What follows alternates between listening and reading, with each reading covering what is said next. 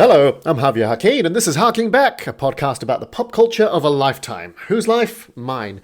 I'm going back through every year I've been alive and finding out what was going on in that year. This year we are looking at this episode, the year is 2010 that we're looking at. I was 28? Yes, I was 28, 2010, new decade. I started 2010 by doing the Buskers Festival in Christchurch, which was a huge festival. It still is, but it's gone under different management things. Anyway, this is the first time I really started working on this card ninja idea, and it was I was part of a lineup out in Sumner. It's part of the Buskers Festival, and so there was like 3 other comedians and myself, and I was doing my card act. And I got to go out there and do like 15 minutes or 20 minutes each night and just really work on it, just trying to get it as tight as possible. One of the other comedians there was a recovering alcoholic, and he would have 2 500ml cans of V, which is like, it's New Zealand's popular energy drink. It's like Monster Energy, Red Bull kind of stuff. He would have a litre of it before he would go on stage. And he was, one day I said, why are you doing that? And he said, I've got to. And I said, I don't think you do. That's really bad for you. Just a litre of the shit every night. I don't know if he needed it for the shows or he's doing it every day, but I got the vibe that he was like, look, I was an alcoholic and I need this now. I don't know if your body, I don't know, I'm not a doctor, but I reckon some days after a litre a day of this shit, your body might be going, I kind of miss the alcoholism. I miss being drunk instead of pissing lava. You know what I mean? Anyway, I did that in January, and also I was doing a kids show. I remember I was really burning the candle at both ends. Annie and I were going to move to the UK later in the year, around June, and we were moved out of our place to move into her parents for a little bit. And moving out, oh my God, it was just so busy because I was doing a kids show during the day, go home, pack up the house, and then go and do the show at night. And I was just so knackered. I remember, Annie hates this, I came home one day from the kids show and I'd like left a can of spaghetti in the kitchen for myself for lunch, and I was just so hungry and so looking forward to it and so tired. And I called, I went to the kitchen, it wasn't there. And I called her and I was like, where's my spaghetti? And she goes, oh my God, I had to move everything out of the kitchen. She was trying to tell me about her experiences of moving out, and I just kept saying, where's my spaghetti? Where's my spaghetti? Where's my spaghetti? And she hung up on me, quite rightly. And sometimes if I still really want to annoy her, I'll just say, where's my spaghetti? And she hates me. And it's grounds for divorce in some countries, I think. Okay. Later that year, I also extended this card ninja idea, and I took it to the Wellington International Comedy. New Zealand Comedy Festival has 2 cities that it has going on at the same time, Wellington and Auckland. I took this card ninja show that I was working on. The very first time I did it was in Littleton in Christchurch for 2 nights to work on what it would look like for an hour, and then I took it up to Wellington to be part of the Comedy Fest up there. And back then it was called The Legend of the Card Ninja, and like the poster on it, I actually wore a ninja mask, so the bottom half of my face was covered. It was very foreshadowing of the pandemic, and it was a lot more talky. Like, it's really changed to what it is now, but that was the first time it went out there, and I'm quite happy to say that it won the Best Show Wellington that year, and I got to go up and do a repeat season of it. So Card Ninja was starting to work for me, and I was like, holy shit, this is great. Other things that happened in 2010. Let's have a look. Around the world of pop culture and stuff. The Burj Khalifa opens. The world's tallest building now at 829.8 meters. Sorry, Petronas Towers. You had your time. Move over. Kuala Lumpur, not going to have the same kind of shine on it since Dubai gets this. At least the Petronas Towers had proper infrastructure and didn't have to bring in trucks to carry the sewage away. I remember when I first heard this, that the Burj Khalifa is not connected to actual, like, sewage or wastewater, so they have to get trucks to come in and haul the literal shit away every day. Ugh. Doesn't that just like taint the whole place? Like, imagine being at the opening and realizing you forgot the toilets don't work. Like, Well done, you've done it. It's a fantastic building. Well, thank you very much. We've all worked very hard. Excuse me, I just need to go drop a load at number 2 somewhere. And you go, oh yeah, it's down the hall into the... Oh shit, wait, no! Also in 2010, Instagram launches in San Francisco. It's originally only Android. I didn't know this. I thought it was, a lot of things come out for iPhone first, but it was Android only.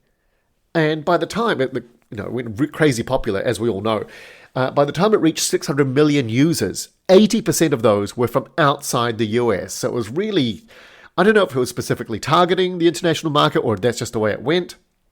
Facebook bought it in 2012. So 2 years after its launch, they bought it for $1 billion. Just $1 billion. In what I imagine was the most flippant of sales meeting ever. Like, I'm going to say a figure, $1 billion. Take it or leave it. Like Dr. Evil would have loved to have handled that pitch. Yes. $1 billion. I just realized Dr. Evil is almost a 30-year-old reference now. I feel old. I like Instagram. It's the platform that has been the kindest to me of the socials, but it really is a double-edged sword. I mean, the whole social media thing, it is a great way to get yourself in front of eyes that you wouldn't have been able to get in front of without it, but I do hate that a person's follow account is now becoming a social currency. It's really shit that happens, and people do get treated differently depending on how many followers they have, and that is fucking sad, isn't it? Especially in something like comedy, where that is ultimately irrelevant. Like, I know lots of amazing comedians that don't have many followers or aren't on social media at all, and I've oppositely heard horror stories of social media comedians with like millions of followers that go in front of a live audience for the first time and die on their ass because they have been used to working to a camera for a minute, you know? And the sad thing is, a lot of great comedians now, social media is just this thing that you kind of have to be doing if you're doing comedy, and a lot of great comedians that I know, they got into the game and got very good at comedy, and now they're going to lose out because they don't know how to do social media. It's, it's, again, double-edged sword. It's great that it gives you exposure, but also shit that you have to do it now, and if you're not doing well at that, people will think you're not good at comedy, which is so not true. Do you know what I hate? Just social media trends. You know when something is trending? Like this thing, this dance, this whatever. Trend is just another word for, I have no ideas of my own, so thank God there's something that everyone's doing right now so I can do it too. It is just like, they should just say, look, all the sheep this way, please. Like all the people that can't come up with their own shit, over here. Yep, go. This is the dance you're going to learn this week. Ugh! I hate, it's a 4-letter word for me, fucking trends. Ugh. Anyway, sorry for the rant. Also in 2010, Prince William and Kate Middleton announced their engagement. I remember when this came out, photos everywhere, and everyone's like, oh my God, the blue dress she's wearing to match her sapphire ring. It's so funny. I saw the photo and it took me ages to realize that women have this way of posing in engagement photos where, like, it is to men not obvious at all. Like, and it takes them a while to go, oh, they're showing the ring. But women go, bam, ring. This is a photo about a ring. There it is. And then notice that there's a man attached to that as well. Isn't it weird that when Kate Middleton or other famous people, like she wears a dress, that dress sells out. Right? Sorry, I just tapped the microphone there. That was that weird sound. She wears a dress and that dress will sell out. Now, the sad thing, people who wear that dress are going to have people say, oh, you look lovely in that, even better than Kate Middleton, but they're really going to be thinking, who the fuck does she think she is? She's no Kate Middleton. Like, it's kind of, if you wear it, I think it's a lose-lose situation. Like, if you wear it, you're not going to wear it as well as Kate Middleton. She has literal royal makeup artists and stylists and everything. And if you're not really looking as good as her, you're just looking like you're copying her? I don't know. I don't understand fashion, as Annie tells me so often. It was a lovely dress. Oh my God. She looked hot. Kate Middleton's hot. When she had that engagement photo, everyone was like, yeah, well, Will, you've done well, mate. You've done well. Look, we know you're a prince, but thank you, lucky stars there. You've done very well. Also, like, at what point, like, this is how you wear her dress, and if you're cosplaying as Kate Middleton, can you do that? Can you be like, I'm cosplaying as her? Like, Okay, I'm going to drop it. Downton Abbey premieres in 2010 and sends the world crazy. Never saw it. Let's have a look at what's going on in songs and music in this year. One Direction is formed. They pulled 5 boys from X Factor UK. And it's annoying that this worked, that producers went, let's just shove boys together and write songs for them and we'll make millions. And lo, they did. And they just went, well, let's just keep repeating this thing. Like, I guess pretty much all boy bands are manufactured. I mean, the term boy band itself is misleading because none of them play instruments like you'd think. In a band, you think, well, someone plays this. Like, they're all singers. Like, they've been plucked from different bands. I hope there's a niche subculture of boy band where it's just like 5 drummers. Like, Drum Direction. And they're like, yeah, we can do it too. Like, you put 5 singers together with 5 drummers. What the fuck? Come to our concert. X Factor UK really jumped the shark with this concept. Years later, they got like a boy band of like 8 or 9 young kids. And they were just really kind of pushing it to say, like, how many singers can we just like lump onto the stage and try to make work? I can't remember what their name was. It was like Stereo something. Stereo Kicks? Was it? And the fact that they didn't have 8 guy singers up there in this massive boy band, the fact that they didn't call it Broverload will never, like, it's a lost opportunity that we can never come back to. Lady Gaga in 2010, that's the year she wears the famous meat dress to the MTV Music Video Awards. A dress made entirely out of raw beef. Sure. I mean, those are long awards ceremonies. Like the second you sit down on a seat, you're going to get fuzz all over. And also you're dragging meat. Anyway, again, I don't know about fashion. When asked about the dress, she said, the dress was, quote, a statement for one's need to fight for what you believe in. Like, if you're wearing a dress made of raw meat, I would love to know what your beliefs are. Telephone that year is also a huge collaboration between Gaga and Beyonce. Young people today will have no clue what the hell they're singing about. They used to have these things called telephones. Rihanna has an amazing year in 2010, collabing with Eminem as a big fuck you to Chris Brown. And Bruno Mars kind of comes onto the scene with Just the Way You Are. He is small. He's short, but he is mighty. There's a scene, let me come back to X Factor again, because I seem to have watched a lot of it in the UK. He guest stars on UK X Factor, and he's singing a song, and in the middle of it, him and the band start breaking it down. He's like, you want to see my James Brown? And like the band's going, yeah, yeah. And he's like, you want to see my James Brown? You want to see my James Brown? And then he drops it, and he starts doing this like James Brown dance, and everyone just loses their minds. Everyone was like, okay, we were not expecting that. This is clearly the coolest thing that's ever happened on X Factor UK. Hey, you 16 boys in your boy band, step aside or watch this and learn. Watch and learn. Let's have a look at the top 5. For top 5 songs of 2010, at number 5 is Oh My God, Usher featuring will.i.am. That, oh my God. R&B has not gone away anywhere. Hip-hop R&B has been around since I started doing this podcast. Like from the year 1982. It was still doing that. It's not going anywhere. That and country music. Been around for ages. Number 4, California Girls. Not girls, girls, because it's spelled with a U, by Katy Perry. At number 3, Hey Soul Sister by Train, which is the white male sincere soft rock song of this summer. At number 2, Need You Now by Lady Antebellum, who are now just called Lady A because Antebellum became problematic. Do you remember that thing with The Bachelor? It happened with, that TV show, The Bachelor, or The Bachelorette.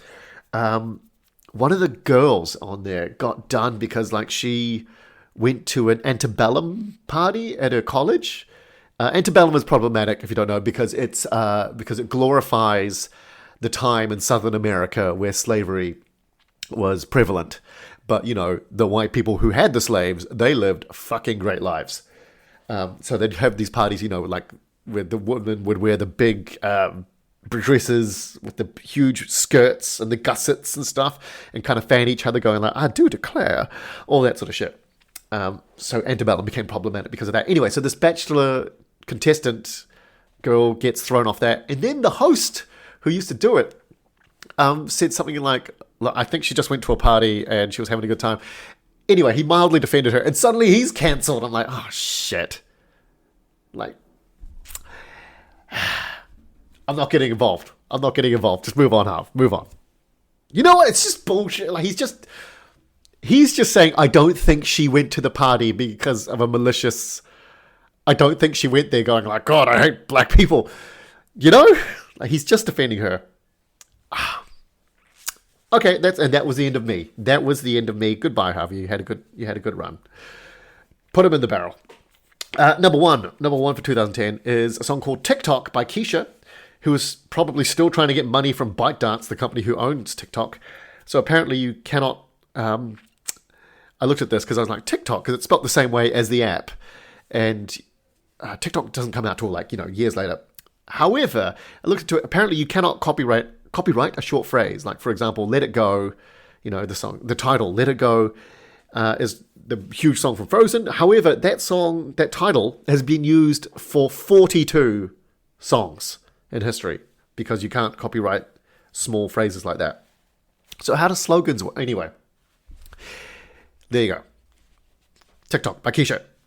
Top song of 2010. I am so disconnected to the music here. I know some of the songs, none of them I would actively probably put on or ask my Alexa to play. But there you go. Annie likes Lady Antebellum. She that Need You Now song. She does like that one.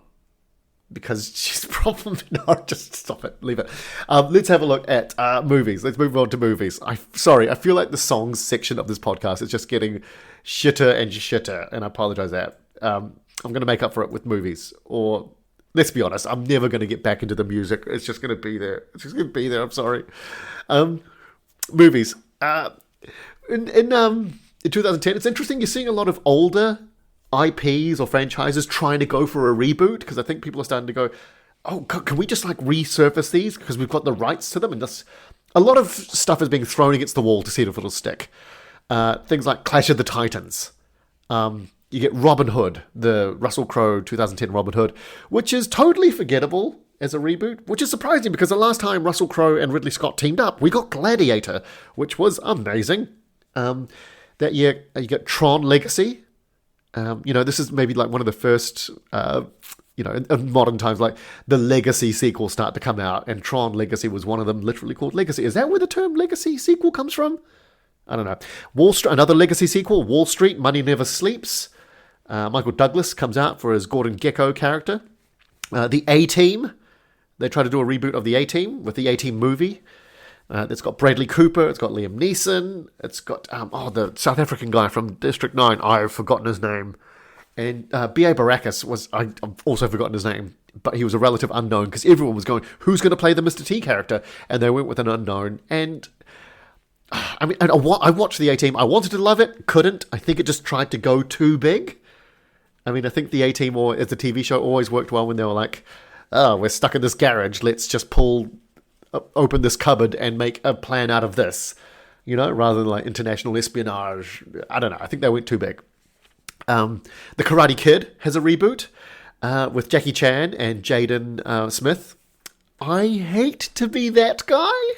But in this movie, it's kung fu, not karate, so I don't think calling it the Karate Kid is accurate. I hate to be that guy. But it's karate's Japanese, kung fu's Chinese, and it's set in China, and Jackie Chan teaches them kung fu.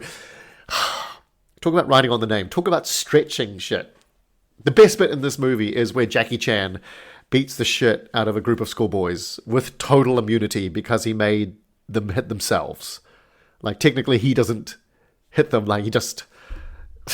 makes it so they hit themselves. That's when you know you're a kung fu master, when a bunch of guys attack you and you say, get ready, I'm not going to beat you up, I'm going to make you guys beat yourselves up. That's how fucking good I am. Let's have a look at the top 5 movies of 2010. At number 5 is Shrek Forever After. Makes a lot of money. The Shrek franchise is all good here. I've not seen this one, but I don't think people really talk about this one. Maybe it's going off a cliff. Anyway, it doesn't matter. At number 4 is Inception. I was thinking about Inception. Directed by Christopher Nolan. I was thinking about Christopher Nolan movies. Christopher Nolan loves pulling the rug on the audience, otherwise known as fucking with us. Specifically, every Christopher Nolan movie seems to ask the question, like, that thing that you think you know, what if you couldn't trust it? You know? Like, in Memento, what if your memories couldn't be trusted? Yeah? That's the series, the crux of that. In Tenet, what if time couldn't be trusted? In Interstellar, what if space-time couldn't be trusted? The Prestige, what if magicians couldn't be trusted? The Dark Knight, what if clowns couldn't be trusted? And Inception, what if your dreams couldn't be trusted? Anyway, just a very poignant thought I had about Christopher Nolan, and I might do a top 5 movie sketch about this, now that I thought about it. I should do some other directors. Anyway, note to self. And number 3 is Harry Potter Deftly Swallows, part 1. Do you know what's... sorry, this podcast today is really filled with a lot of like me ranting and being annoyed with things, but that's just the side of bed I got up on today, I guess. Full disclosure, Clara, my daughter, woke up at 3 a.m. in the middle of the night with bad dreams, so I had to go lay with her for a bit, and then when I went back into my own bed after she went to sleep, I did not sleep really, so I woke up going, not good. Anyway, so talking about Harry Potter Deftly Swallows Part 1, it's so annoying when movies do this Part 1 bullshit, because don't call it something Part 1, because when you call it something Part 1, you are robbing the audience of enjoying a cliffhanger ending, because they already know it's going to end on a cliffhanger because it's called Part 1. Like, do you know why Avengers Infinity War? Do you know the ending of that? Do you know why the ending of that left us all in shock and it was hugely impactful? Because we weren't expecting it, because they didn't call it Avengers Endgame Part 1. They just gave it another name. You can leave your movie on a cliffhanger. If you want to lead into a sequel, you can do that. Just stop calling things Part 1. And number 2 is Alice in Wonderland. Tim Burton's at it again, but with more colours. I wonder if the studio said, like, yeah, you can do it, but we want some goddamn colours. All right, Tim Burton? No more spooky trees. It's got Johnny Depp, of course it does, who I'm sure at this point is ecstatic to not be playing a pirate yet again. Maya Wasikowska as Alice. She's an Australian artist, clearly. And Helena Bonham Carter, who I think is just summoned anytime Tim Burton is given a green light on a movie. At number 1 this year is Toy Story 3. Toy Story 3 is a wonderful send-off and conclusion at the time. They hadn't made Toy Story 4 yet. At the time. And it was a great send-off for the Toy Story series. Like, the biggest question throughout the trilogy was, what happens to these toys when the kid that they belong to grows up? Right? I mean, it was a really poignant question that they asked in number 2. They were like, hey, what do you think? Do you think Andy's going to take you to college? Come on, wake up. Right? And they answer that question beautifully in this movie. The answer is they get passed down to a new kid to enjoy and play with. This, like, as a trilogy, you can't fault Toy Story as a trilogy. Like, in a world where everything is trilogies, and some suck and some don't, like, this one is pound for pound. So I haven't seen a trilogy this solid since Lord of the Rings. It's really good. It's touching. You got the moment near the end of the movie where all the toys all think they're going to die, and they just face and accept their own mortality and fate, and it's beautiful. It's beautiful. It really is. And it was it was well paced, because the people that grew up with Toy Story, they were just, I don't know, either ready to come around to show their own kids, or like there wasn't huge amounts of time between sequels. Or maybe there was. I don't know what I'm saying. I'm just saying it's a great trilogy. God, I am so tired, and you can tell. Ugh, I could do this. All right, best movies of the year for me in 2010. Boy, which is like a Taika Waititi, like semi-autobiographical movie set in New Zealand. There's a bit in that near the start where he's daydreaming about, it's a kid who has to find a relationship with his dad, and he's telling kids about his dad, and he makes up a story about his dad, and they show this, and I don't think I've ever laughed so hard in a movie theater at one bit. Like, I honestly think I was on the verge of, like, I think I'm actually going to literally wet my pants laughing at it. That's a very good movie. Boy, it's funny, and it's full of a lot of heart. And it's when Taika Waititi was still really, he hadn't gone off the rails yet, and hadn't gone crazy with, like, I can do anything I want. He was like, I've still got to make a good movie. Black Swan comes from 2010. That Darren Aronofsky masterpiece. It's great. psychological thriller about ballerinas, fantastic. Tangled comes out in 2010. It's a really underrated kids movie. It's about Rapunzel. I don't think I've laughed out loud as much with any other kids movie as Tangled. Like, it was a real surprise. The horse in that movie, whoever animated that horse, well done. That horse is like a clown mime. It's so expressive, and you obviously can't talk. It's so funny. If you haven't seen it and you've got kids, make an excuse to watch it and enjoy. And even if you don't have kids, watch it and enjoy. However, the movie for me in 2010 is Scott Pilgrim versus the World. I've never read the comics that it's based on, but goddamn, I don't care. I can't remember a movie that made such bold aesthetic choices as this film. Like, the visuals make it go from a quirky coming-of-age romance live action comic book, to this crazy action-packed crazy movie on steroids without making the transition jarring. Edgar Wright, who also directed a previous movie of the year for me, Hot Fuzz, is firing on all cylinders here. And it's amazing when you see the clear choices he's made to do something unconventionally. And it really only leans into this controlled chaos of the movie. It's nuts. It's definitely got its demographic. I know it's not for everyone. Annie hates it. But if you are one of these people who've seen it, do yourself a favor and go watch it again. It's well worth it, if only to see Chris Evans play a villain. And Michael Cera it's so good. It's so funny in it. And the fights are really cool. They're really cool fights. He definitely did some training for this. All right, let's have a look at what's going on with games in 2010. Sequels are crushing the sales in 2010 in video games. You've got Super Mario Galaxy 2, Mass Effect 2, StarCraft 2, and Korean boys would never be interested in anything else when this came out, which is why K-pop was forced to expand into other countries around this time. God of War 3, Street Fighter 4, Halo Reach. A game that came out that I think I played lots of this year was Bejeweled 3. This was my mobile game of choice for a while, and oh my god, it was addictive. It was one of those Match the Jewels games, but just so good. It was made by PopCap, the same guys that did Plants vs. Zombies. What else comes out that year? Oh, the big game that year is Rockstar, the studio famous for making the GTA games, where you can be a criminal and break all the laws in an open modern world. Say, what if we made a game where you could be a criminal and break all the laws in the Wild West? And so we get a game called Red Dead Redemption, which people rave about. I mean, this game had great acting, story, shooting mechanics, but I stopped playing it because I just couldn't stand riding around for ages on a horse in the desert. Like, everything else about it I loved. However, getting to and from all the missions on this horse in the desert just became so tedious for me. I was just like, I can't do it anymore.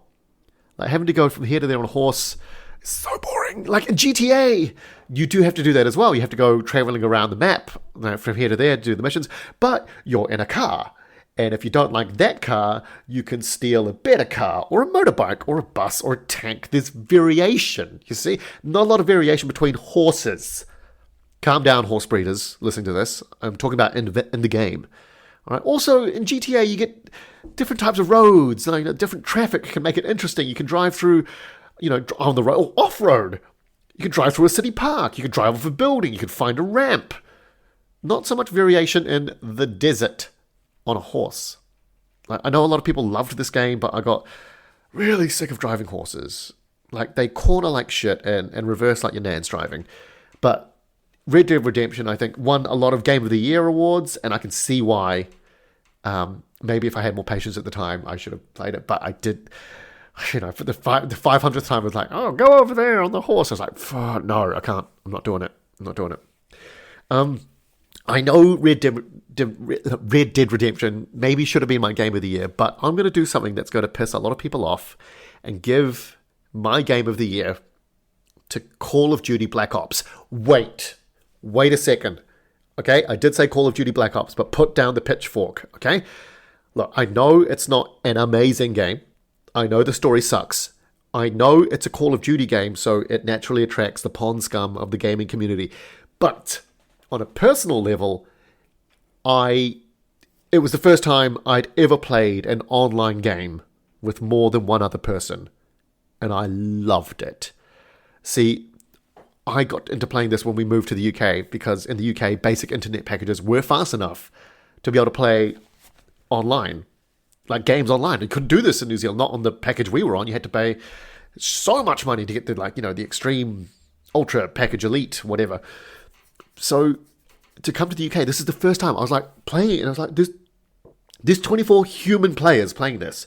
I'm playing this against like 24 other strangers on the internet. I loved it. Like, it opened my eyes to this new world of online gaming, and ears to in-game voice chat, where humanity goes to die. If you've ever listened to the voice chat on a Call of Duty game, if Gandhi had been on Call of Duty voice chat, he would have been a very different kind of skinhead. Let's just say that. It is the worst shit I've ever heard in my life. Of course, I got my ass handed to me by 12-year-olds, but then you got good, and oh my god, it was so much fun. It was so much fun. So yes, controversial, but for me, I had so much fun playing it. So for me, Game of the Year goes to Call of Duty Black Ops. Hate me, hate me, hate me. I hate myself.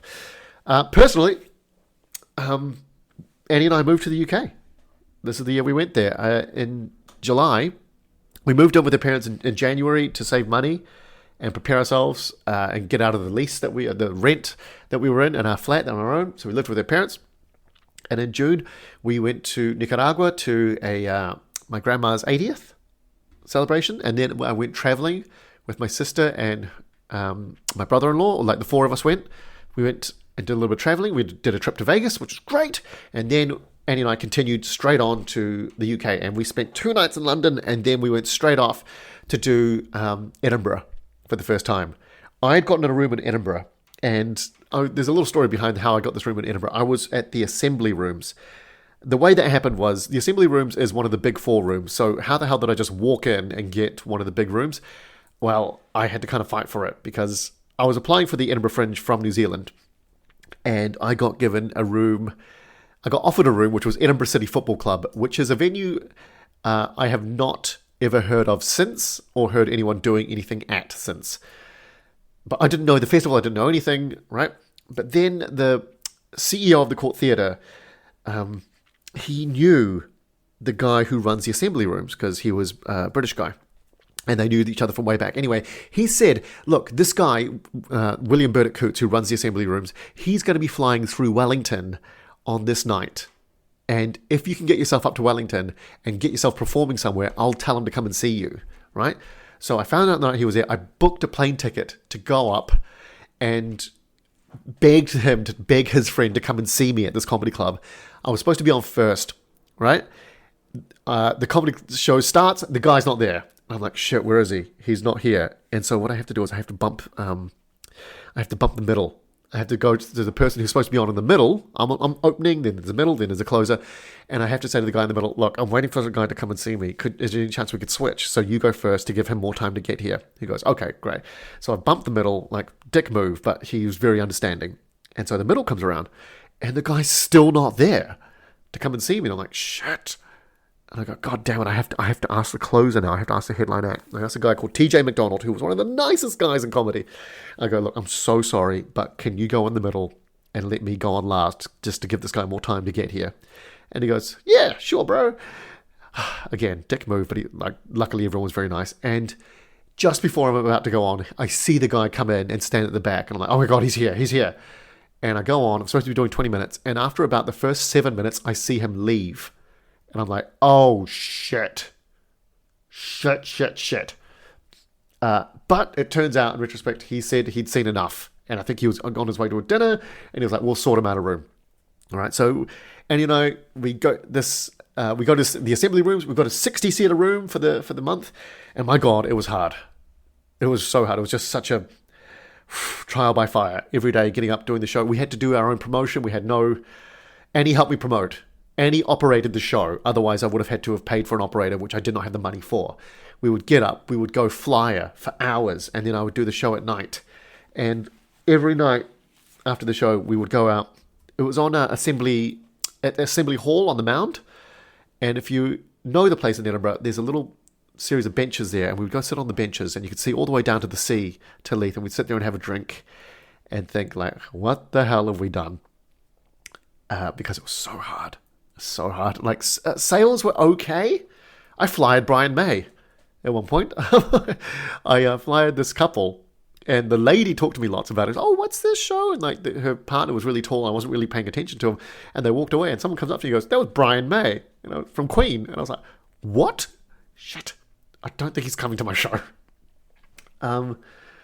Long story short, like we didn't know what we were doing. It was really long. I mean, one thing you did get by being part of Assembly Festival was you would get a pass, and that meant if other shows that were being put on by Assembly, if they weren't sold out, you could go in for free with your pass. And there was a medium called Joe Power who was doing a show there that year.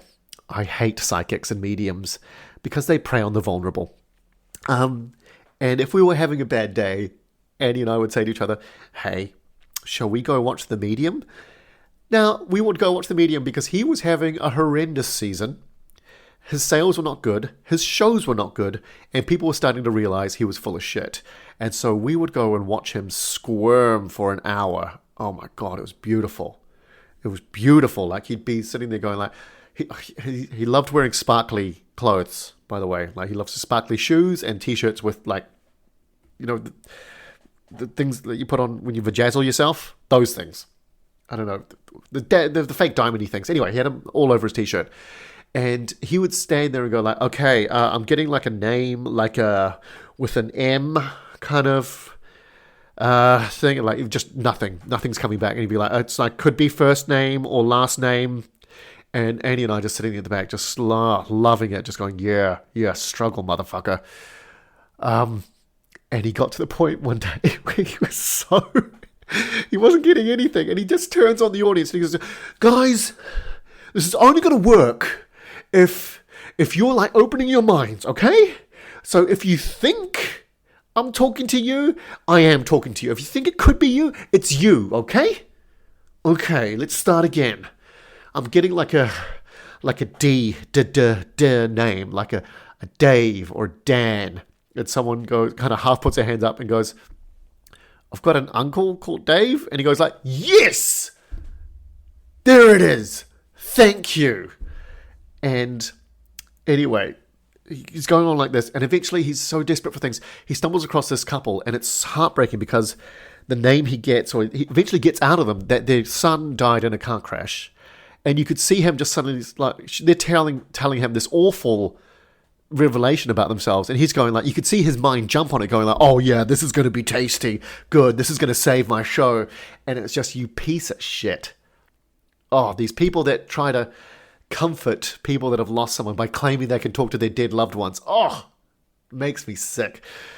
So just loved to go watch him suffer for an hour. That was what we would do on our bad days off. Was it sadistic? Yeah, but I don't. He's a psychic. He's less than human. God, can you tell I am tired and pissed off today? Yeah. After the Edinburgh Festival, Annie and I moved to London. We moved to London and we move into a flat.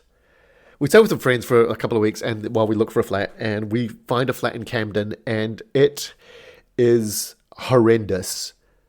Like the estate agent takes us there and he's all very nice. Long story short, he tells us there are 4 other people living in this flat, because it's a flat where you like get the room and there are communal areas, but there's a lock on everyone's bedroom door and like all the other doors were closed. And he was like, "Oh, everyone's at work. There's only other four other people living here." There were 12 people living in that flat. There were 12 people. And when we moved in that night, as we were saying hello to some of the flatmates, some of them had clearly been screwed over by this estate agent, because they were like, "Who was he today?"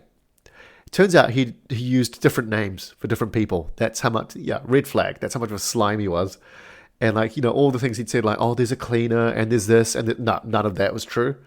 None of that's true. One of the flatmates we met, his name was Dave. He's from Ireland. We said, "Hello, mate. We're your new flatmates." And he goes, first thing he says, he doesn't say hi. He doesn't say nice to meet you. He doesn't say welcome. First thing he says is, "Every time you have a shower, it leaks in my room. All right? Every time you have a shower, leaks in my room." And we're like trying to make the best of a bad situation. And the kitchen was an absolute tip. Annie went in there and we're like, "We've moved here. Okay, let's try and make it well." And then she opened the bin and it was crawling with maggots. And she just threw it out the window of a second-story window out to the front yard. She was like, "I'm not dealing with this shit." It was awful. We got bed bugs, which you just cannot get rid of. And it was awful. it was awful. We were burning through money. We had no money.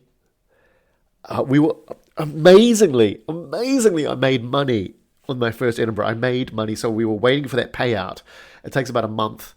And there was a time where we were down to, I think we had about £200 between us. That was all the money we had in the world, and we had to make it last until we got paid out. And we got the payout, and then that wasn't going to last that much. And I looked at the situation. I said to Annie, like, look, I think I might have to get a job somewhere. I might have to go pour pints in a bar or something. And she, oh yeah, this was really nice. She said, no, you didn't come here to do that. You came here to be a comedian. So just, I don't care what you need to do. Just go out there and be a comedian because you're not here to pour pints. And I was like, that's very nice of you to say in light of our dire financial situation. However, we stayed 2 months in that flat, that horror flat. We got out, managed to get our bond back, went back to live with our friends, and we found another place with another flatmate who got out from that flat, a guy called Nick, who's still a very dear friend to this day. And we started again. And he managed to get a job just as our money was running out.